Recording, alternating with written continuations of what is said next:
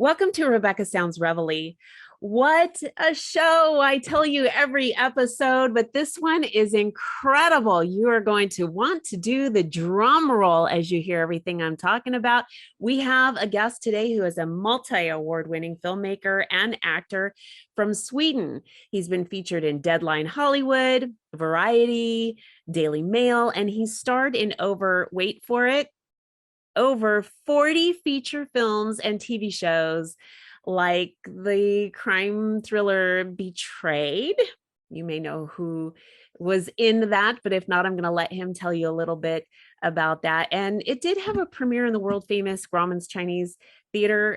Many of you know that now as TCL, but super exciting because it was its distribution was by Sony Pictures. But this is big and this is so much fun. But there's so much more because he's been featured in Variety twice. And I can't even begin to tell you some of the things that he's got going on now. And that's why he's here. He's going to share some incredible things that are going on. You may have let me just throw out some things here and see if they ring bells with you. Kindergarten Cop, Black Hawk Down. How about Saved by the Bell? There's more. Major League. If any of these ring a bell for you, you're going to want to get to know our guest and hear what he's got going on now, and then stay with him because you're going to want to hear what is coming up. And there's so much more to all of the things that I want to share with you. But with me today is Harley Wallen. Welcome. Hey, thank you so much. I love being on.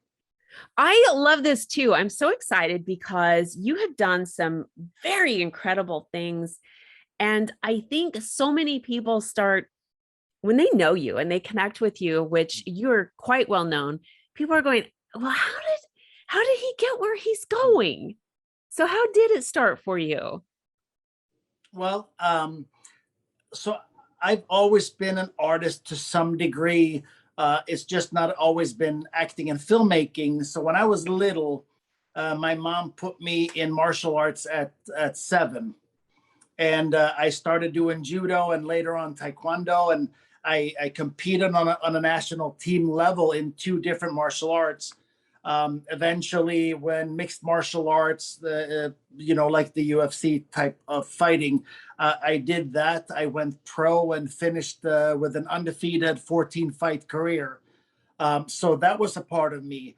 I also started breakdancing as a teenager and was the first person in Sweden to do the windmill, and was really into that and was a part of some really cool events. Quincy Jones Jr.'s son breakdances with us up in Stockholm, and we opened and did some events and banquets that I was just breathtaking to be a part of. I started getting into the music scene when I was dancing, so I was singing and I was rapping, and I released 2 songs at the Cannes Music Festival. So this is all before and while I was acting, I guess, to some degree. But what happened was I got on a show in Sweden called Solstolarna.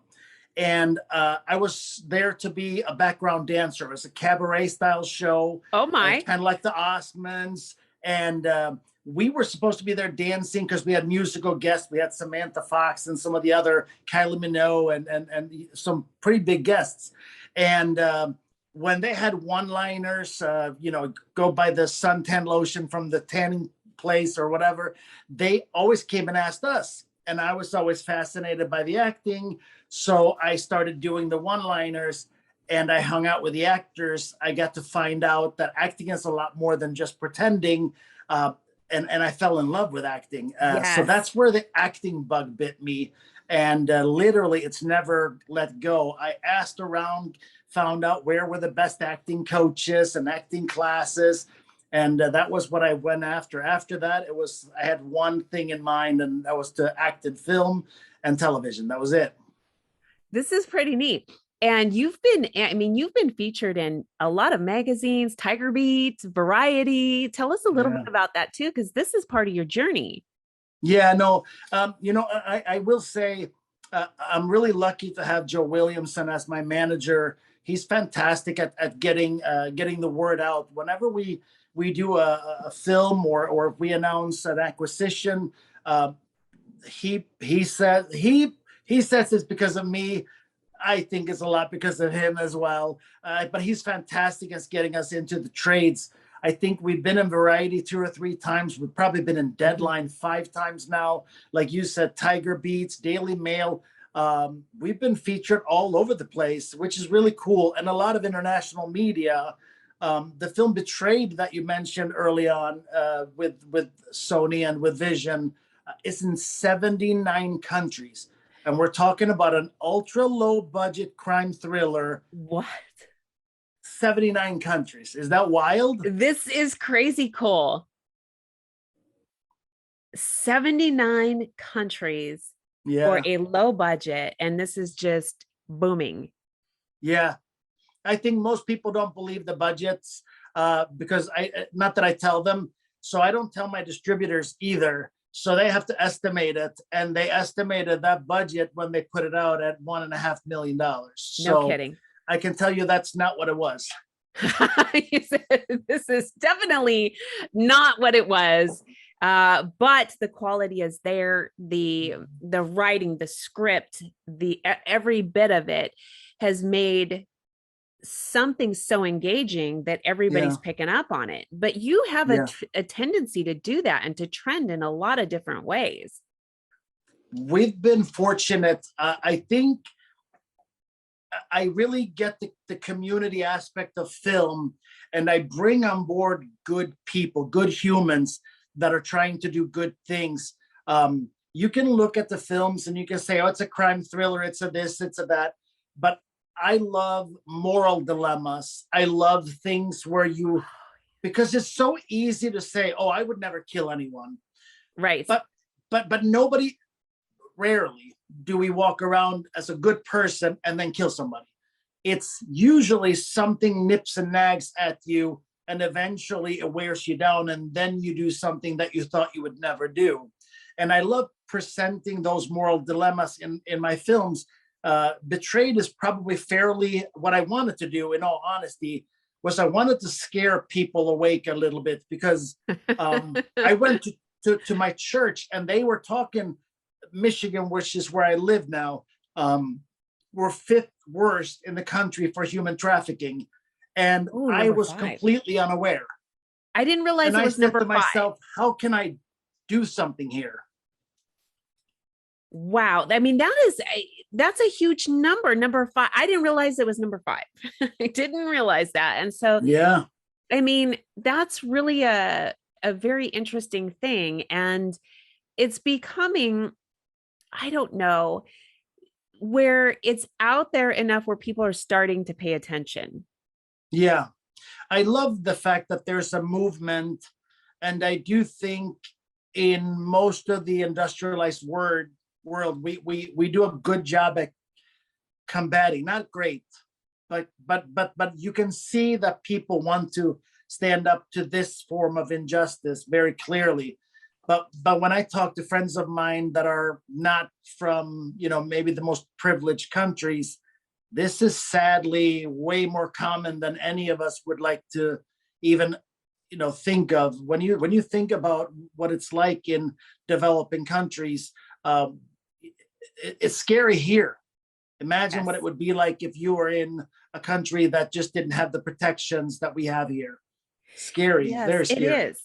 It is. And it's so important to know what's going on, because even though things aren't happening here per se, there are direct tie-ins to the other countries because of the way that the trade is in that industry. Yeah. And I don't say that in any form of trying to dismiss it by any means, but in that world, that's what it is a business.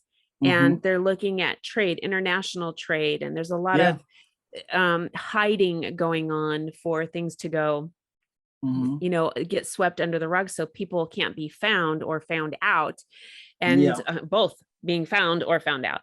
So it's really interesting. And I think that what is amazing is your focus You have Hmm. such focus on what you're doing. I just love it.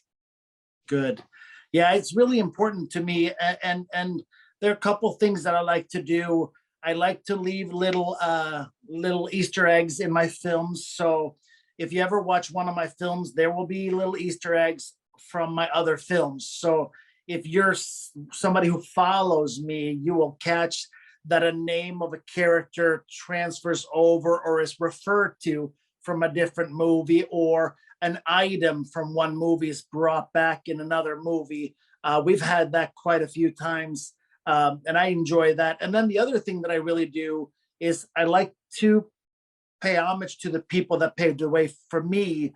So my very first horror film, for example, I made was called Grauman's Gate. It's a demonic possession style horror thriller, and I really loved the Hitchcock era. I loved the Wes Craven era. I loved reading Stephen King and Dean Koontz as a kid, and as a teen. So I wanted to kind of pay my dues to those films and books that came before me and inspired me. And then we made one film that's due to come out, that's been on the film festival circuit now, called Ash and Bone. My second really coming with horror, because I wasn't a big fan of slashers unless they were smart and clever. Like I loved Nightmare on Elm Street because it was a different thing. So you got slasher plus supernatural and plus all these other things. Okay. But I made Ash and Bone because I remember seeing Texas Chainsaw Massacre and going, wow, that was different. That was really cool. Okay. And then right in that era, I watched some other films that had that same. The Hills Have Eyes, The House of Wax, and that was the Ash and Bonus and the Breath of Them. So it's always inspired from somewhere in real life, and usually I bounce it off my teammates and I get them excited about it. So everybody kind of gets behind it, and that helps move. That helps move a lot. It sure does. The more support that you get, and including from a fan base, it really takes on a life of its own after that. And the direction Yeah. sometimes can just really be eye-opening and awe. I mean, you're just in awe of what's happening and the way things trend. In fact, you have something that's been trending from Tubi and Plex. I'd like to hear a little bit about this. Okay, so let's start with Plex, because that's the horror film we just talked about. Grauman's Gate. It's on Plex, and it's done really, really well. And it's a demonic. It's not a traditional possession film. I think my inspiration for when I wrote that film was a lot of different things, but I wanted what I think is missed in a lot of horror films today is mystery. I think mystery is such a crucial piece because it makes you wonder. So Yes. I wanted people to wonder. So in our story, this demon can hop and temporarily possess. Um, Oh, yes, and it can even manifest as someone and not be them at all. oh, that's very interesting. That takes a So completely different twist here. yeah, people said after the premiere screening, which was really because we did a couple of limited screenings before we released them, and then we went on the festival run. But people said the scariest thing about the film is that you never know, like who, like it could be anyone. Anyone could be the demon, and anyone could be out to kill you. And they said that it just makes a real severe paranoia when you watch it because you don't know who's after you. That, I mean, it's just creepy to hear about it. So Yeah. watching it is going to really suck you in, because you're going to be so focused on the film that anything that's going on in your periphery is no longer there. You really can get Yeah. tunnel vision in something like Oh, this yeah. because it's emotionally and mentally engaging. Yeah, for sure.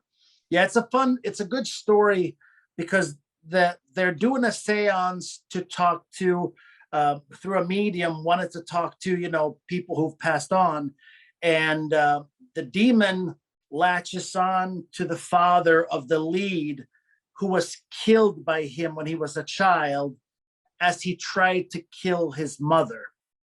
Oh, this is okay. What a really, you have to really wrap your head on this one and pay attention, Yeah, because otherwise you could yeah, miss how this really, oh, this is interesting. That's a twister. yeah. It is a twister. And I love that because most films, and I think there's a bit of a return now from watching some later stuff that they're starting to dare to be a little edgy and trust that you have an audience that can put a phone away and pay attention to the film. Because Yes, I've seen a yes. little bit more of it coming back, but for a long time, the films were so predictable. You knew exactly what was going to, 15 minutes in, you knew the whole film.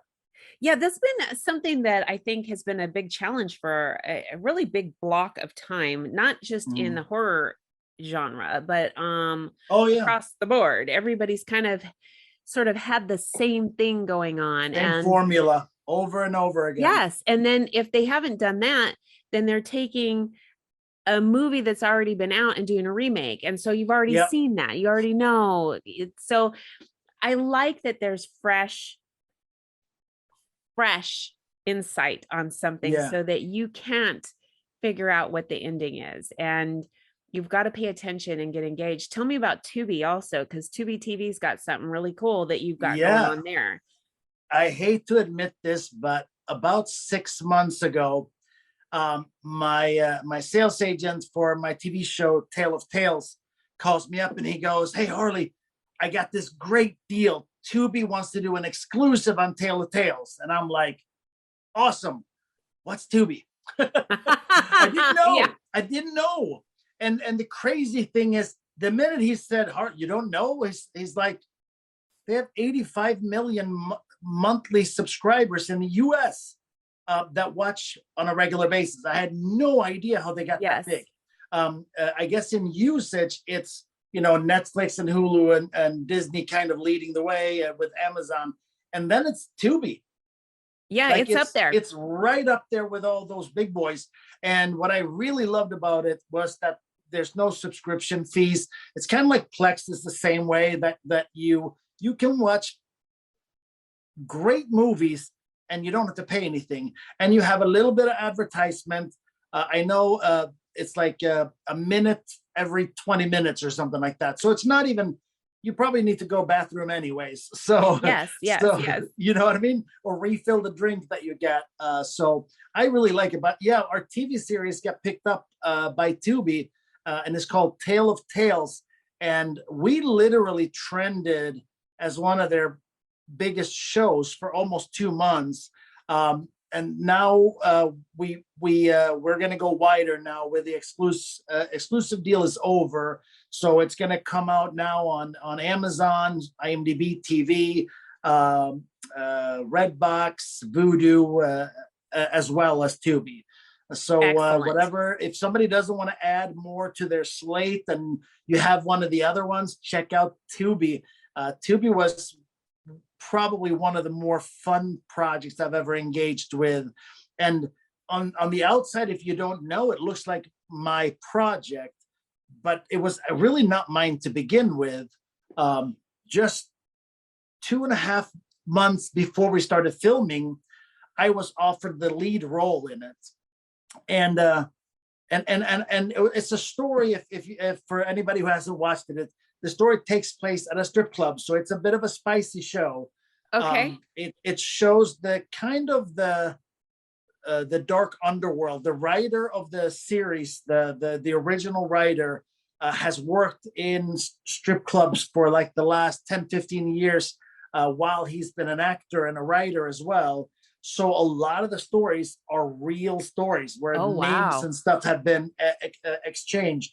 But when I read the script the first time, even though I had accepted the role, I felt that it was potentially a little, it would almost glorify this strip club a little too much. Okay. So I wanted a little bit more give and take, because if we're going to show the dirty underbelly, then let's show the dirty underbelly. Let's be honest. Let's be real. Let's be raw. So I wanted to touch on a few other things. So I added some elements to this. setting is still the same for the majority of the show, but we started talking about what other elements would we want to see in a show like this? What would enhance this to its own audience? And then we essentially we rewrote the entire first season with that in mind. And I joined the writing team, and then 2.5 months later we were filming, which is wild. That was like snap. That was really fast. Ever moved. We didn't even have a script. When they came to me, they had a pilot written and that was it. And we adjusted probably half of the pilot because we altered the long-term where the series is going. And then me and Steve, the secondary writers after Tevis, me and Steve sat down and wrote this whole thing in probably 3-4 weeks together. We worked night and day. We were bleeding out of the eyes, but we wanted it so bad. And we had enough people behind us to back us to make this series that we wanted to make sure it got done and got done right. And the result of that is now that it's just taking off. So you've got to be just overjoyed at what is happening as you're watching this unfold. Absolutely. I think with Tales, the cool thing is, from what I learned, they said you don't get a whole lot of foreign sales on TV series unless they become hits here. So that's kind of what I expected. And I think we have 9 foreign deals already, and this is a 3-month-old series. So even though we've been successful and we know that it's done well on Tubi, we wouldn't have enough results to even show. But people are coming saying our audience would like this. So we sold to Sky Italia, which is essentially Comcast of Italy, sold to Sky France, sold to Spain. It's been just really, Europe especially has gone pretty, but I kind of knew that the Mediterranean countries and the spicy content like this, I knew that would probably work. That's really exciting. Now, do you have some other projects on the horizon, or is it too hush hush right now to tell? So we have Ash and Bone, which is at the tail end now of its festival run, and Ash and Bone is it's the best work I have ever done, without a doubt. I think, each project we take a step. Every now and then we'd make a jump. Like for Betrayed, we made a jump. For Ash and Bone, we made a jump, and that content is pretty amazing. I had the pleasure to go down to Fright Fest in Kentucky and watch it with the live audience. Ooh. And nobody knew who we were because they didn't announce us before. So we watched this whole movie with a room full of people, and everybody stayed. Nobody walked out the entire film. And that's normally how you know if you have people wandering out, or if they can take a bathroom break, or if they hop on their phones. I didn't see anyone that ventured away from the film the entire time, and that was pretty special. And then when we went out and talked, I heard people talking about our film, telling other people when it comes out, you have to check it out. This is really exciting. There is just so much fun things going on, and you have just really stayed very busy and active and immersed yourself in what you love. And I want to share that with the audience because it's so important.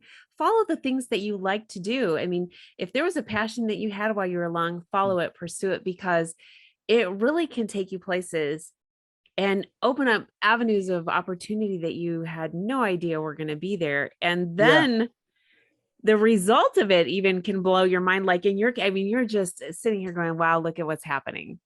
Yeah, it's amazing. But you're absolutely right.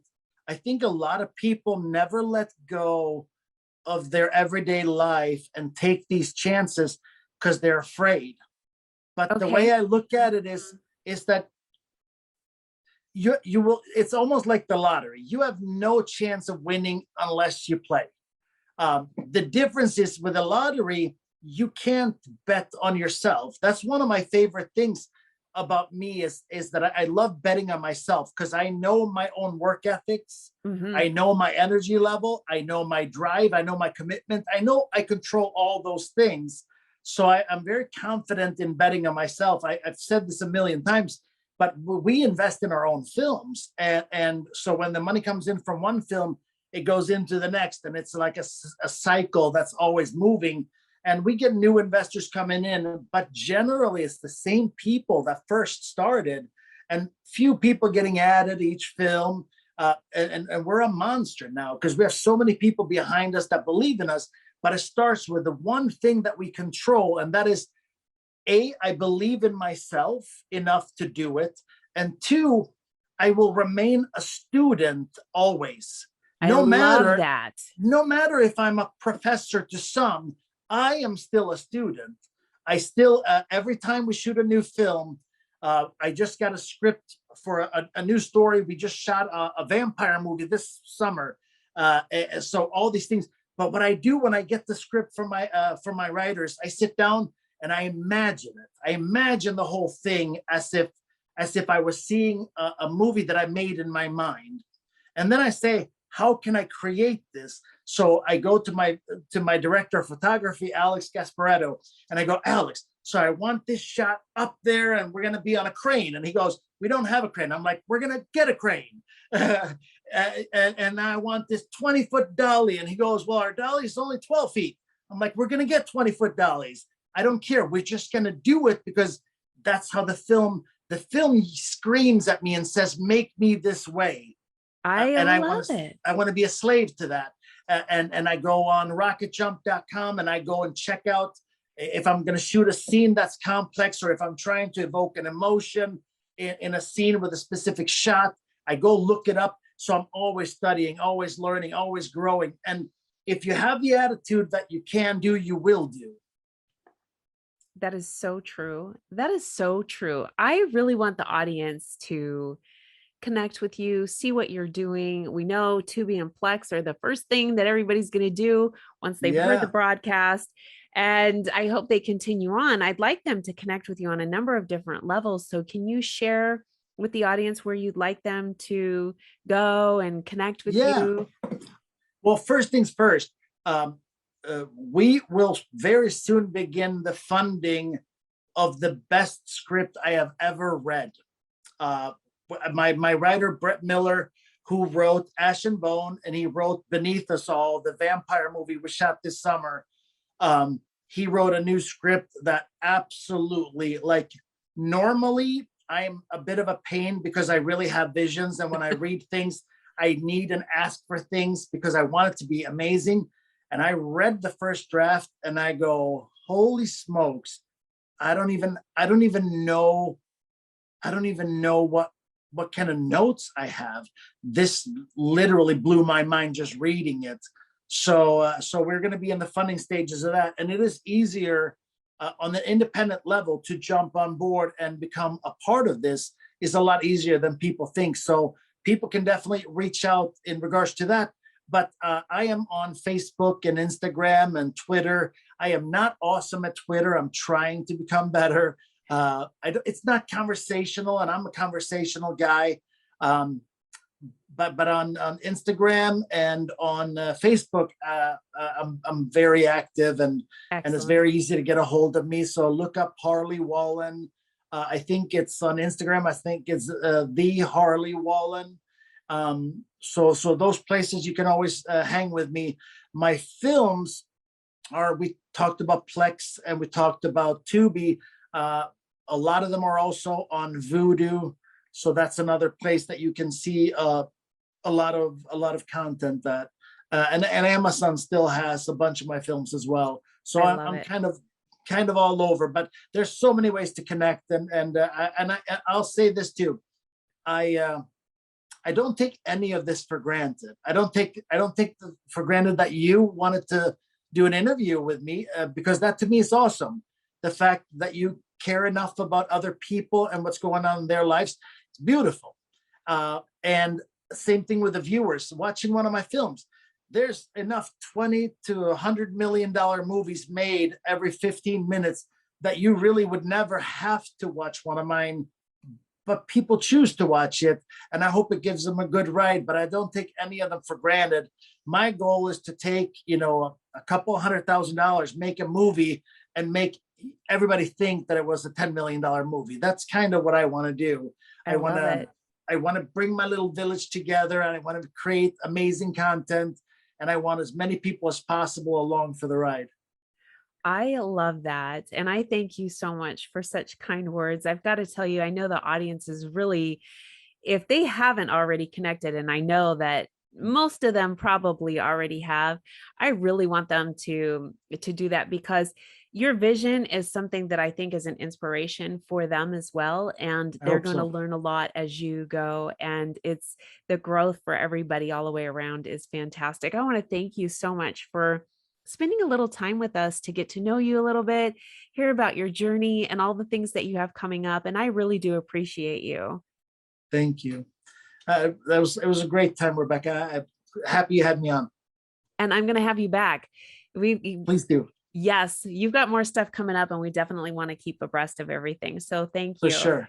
Thank you. And I want to thank all of you for tuning into another episode of Rebecca Sounds Reveille. I just so enjoy having you tune in and connect with all of the wonderful guests today. I think that there was so much value in the things that Harley shared with you. And not only are you going to get that from today's show, but watching his films is going to give you some inspiration of your own.